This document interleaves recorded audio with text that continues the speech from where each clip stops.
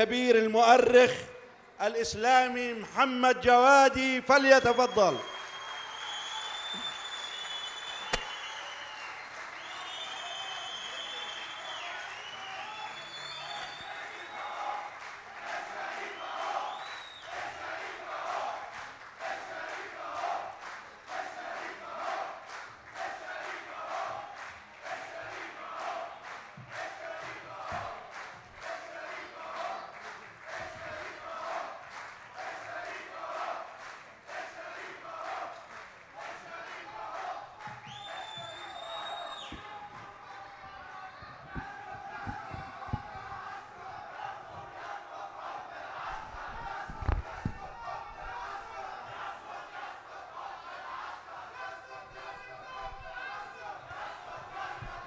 تكبير تكبير.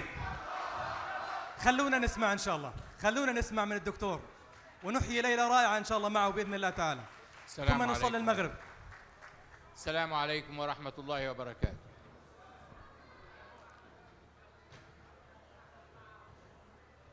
ليس من المصادفات أننا نجتمع اليوم في إيطاليا وأننا نجتمع من أجل فلسطين، وليس من المصادفات أن علم فلسطين هو أقرب الأعلام إلى إيطاليا، وأن علم إيطاليا هو أقرب الأعلام إلى علم فلسطين.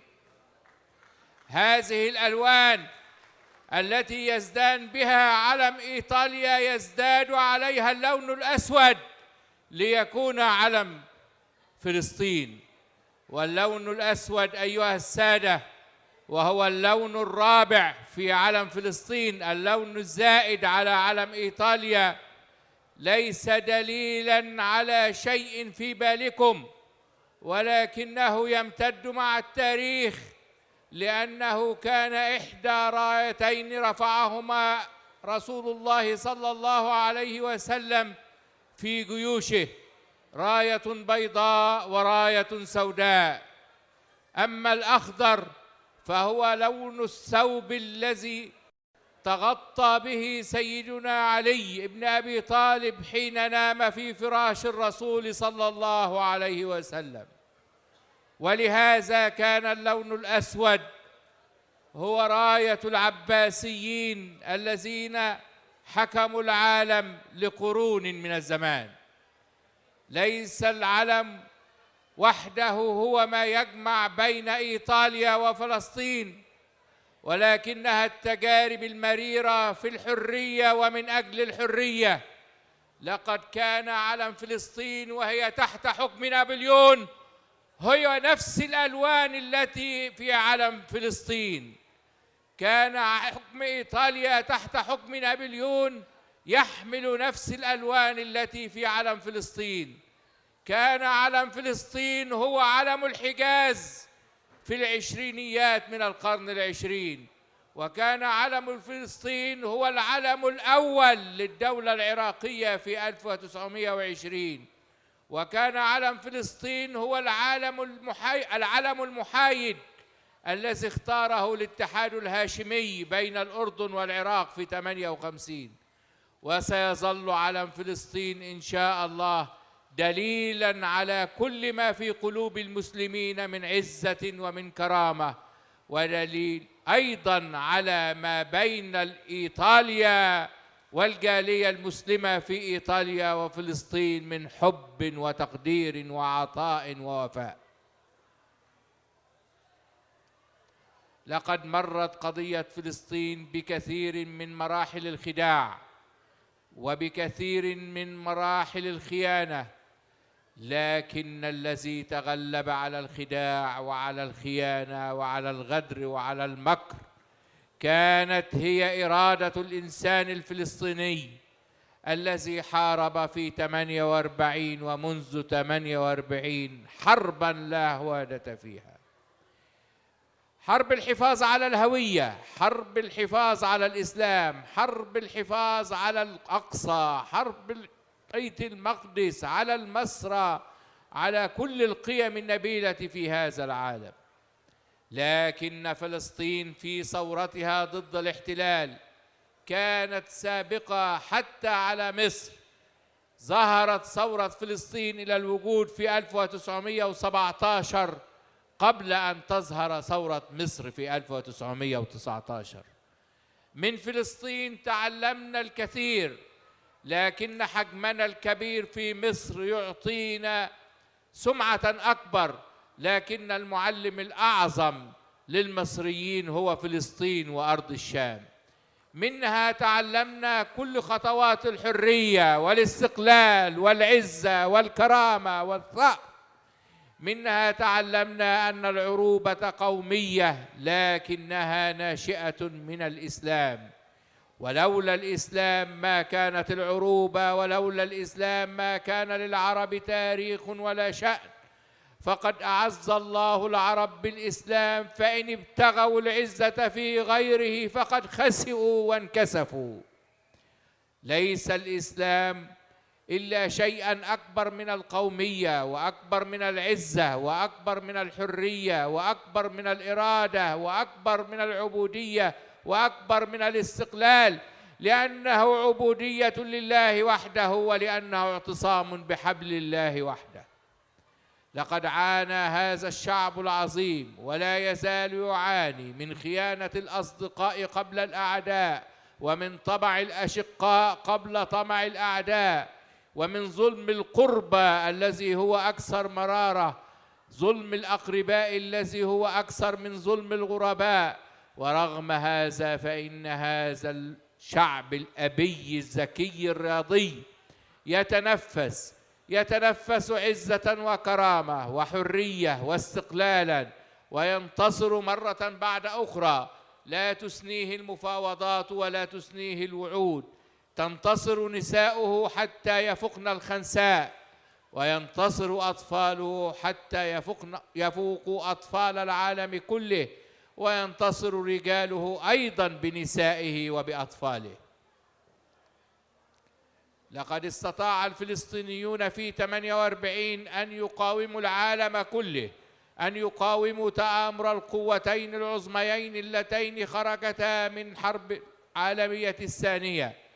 ولو أن ما حدث في فلسطين في 48 حدث في دولة أخرى لذابت فلسطين كلها في لمح البصر. فقد كان التواطؤ كبيرا، وكان التواطؤ خبيثا، وتركها الانتداب لقمة سائغة لليهود الذين جاءوا من شزاز الآفاق ليعلنوا دولتهم في اليوم التالي لانتهاء الانتداب الفلسطيني، كأنها مسرح تتنقل عليه مسرحيات. ولولا عزة هذا الشعب في ثورته في 36 ومن قبلها في 17 لضاعت فلسطين في لمح البصر كما كان مخططا. لكن صمود فلسطين أذهل العالم كله، وأفاق العالم، وأيقظه أن هنا شعب لا يستطيع أن يفرط في أرضه، لأنه يعتبر الأرض أعز عليه من روحه. وهكذا انتصرت فلسطين في 48 رغم أن كتب التاريخ تزور وتقول نكسة 48. نكسة 48 كانت نكسة زعماء ونكسة جيوش خائنة، لكنها كانت انتصار لشعب عظيم استطاع أن يحافظ من أرضه على أكثر مما كان يتوقع أي إنسان. لقد كان المخطط أن تضيع فلسطين ضياعا تاما، لكن الفلسطينيين بدون سلاح إلا الإيمان، وبدون عزيمة إلا اليقين، وبدون عون إلا عون الله سبحانه وتعالى استطاعوا أن يحافظوا على أرضهم. ليس في العالم كله شعب استطاع أن يحفظ تراثه، وأن يكتب عن تراثه، وأن يوثق تراثه، وأن يوثق كل إحصائية، كل نازح وكل داخل، كل مهاجر وكل، إلا الشعب الفلسطيني. حتى باتت مراكز الأبحاث والدراسات الفلسطينية مثالا للعلم المحقق، العلم الذي يبذل من أجل التاريخ رغم تزوير التاريخ.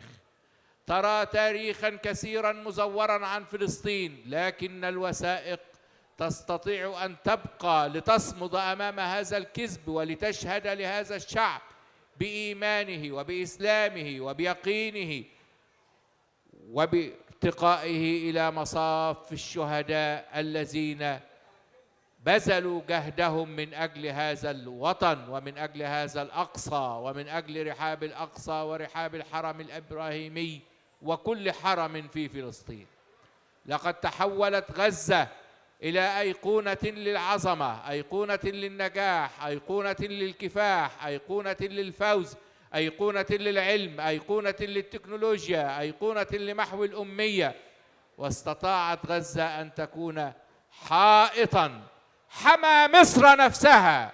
لولا غزة لضاعت مصر كلها، لولا غزة لضاعت مصر كلها.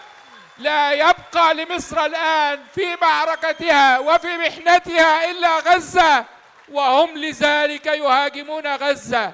ما يحمي مصر الآن هو غزة، ما يحمي مصر الآن هو غزة، وما يحمي مصر بمليونها 90 مليونا هو هؤلاء المجاهدون المرابطون على هذا الصغر. مصر الآن في حمى غزة وليس العكس، ولولا غزة لدهست مصر كلها.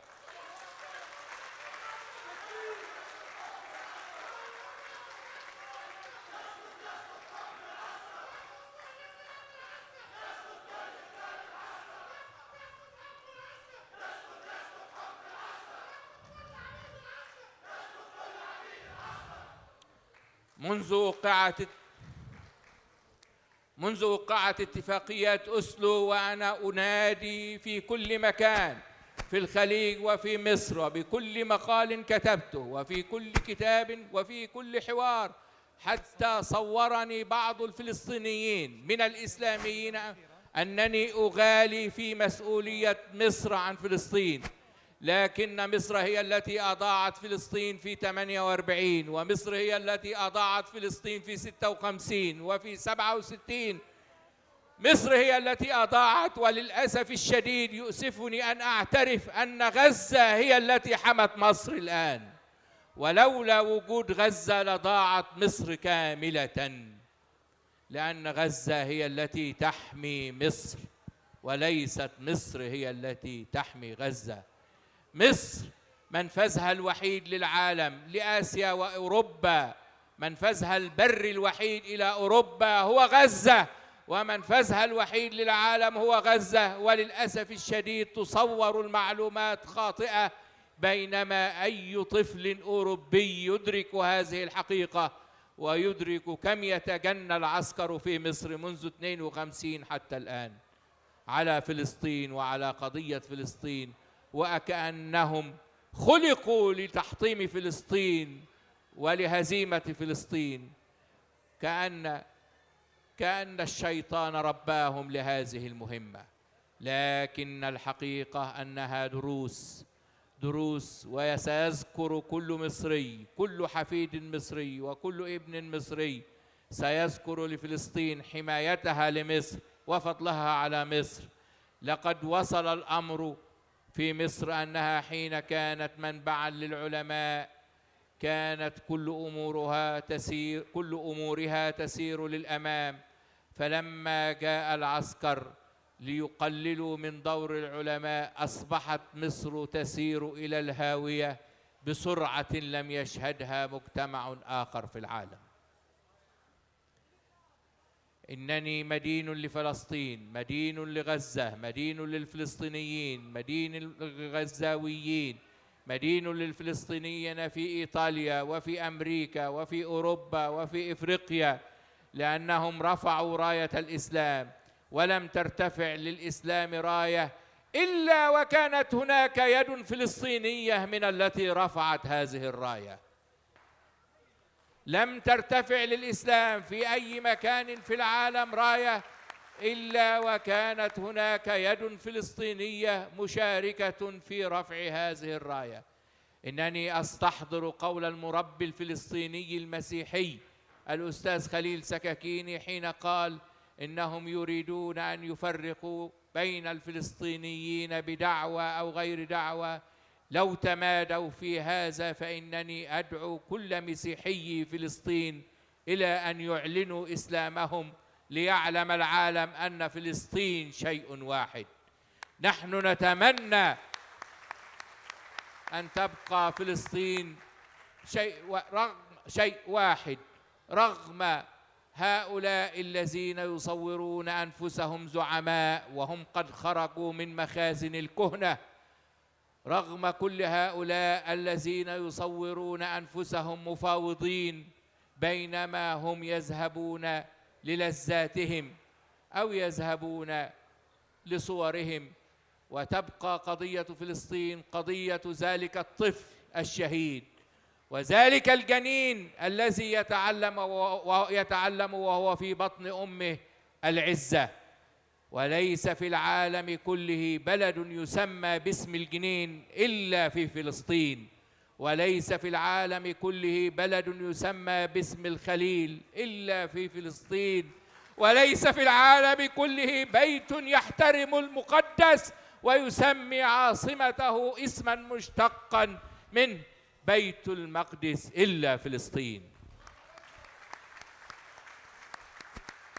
فلسطين موطن التقديس، وهي موطن التقديس والتعليم والتربية، هي موطن الفن الذي يمتزج بدماء الفلسطينيين، هي موطن الإسلام الحقيقي الذي تعرض للاختبار. لو قدر لمعامل التحليل أن تحلل دماء الفلسطينيين وأن تقرأها بلغة تقرأ ما في خلايا الدم من أحاسيس، لوجدت خلايا الدم الحمراء في دماء الفلسطينيين تقول الله أكبر ولله الحمد، الله أكبر ولله الحمد، الله أكبر ولله الحمد. لا يعترفون بكبير غير الله سبحانه وتعالى، وهم في كل أحوالهم في السراء والضراء يقصرون الحمد لله سبحانه وتعالى. يحس الفلسطينيون حين يقدمون الشكر لأي فصيل أو أي دولة أو أي هيئة أنهم كأنهم ينتقصون من اقتصار الحمد لله سبحانه وتعالى. فيصمم الفلسطينيون جميعا في أحاديثهم أن يذكروا الله حين يذكرون الشكر وحين يذكرون الحمد، فيقولون بعد الله بعد الله بعد الله. الله راعي فلسطين ولن يخيب أملها، هو يبتليها لأنهم أهل ابتلاء لكنهم ليسوا أهل بلاء. الفلسطينيون قامة العرب وهامة العرب، قامة الإسلام وهامة الإسلام.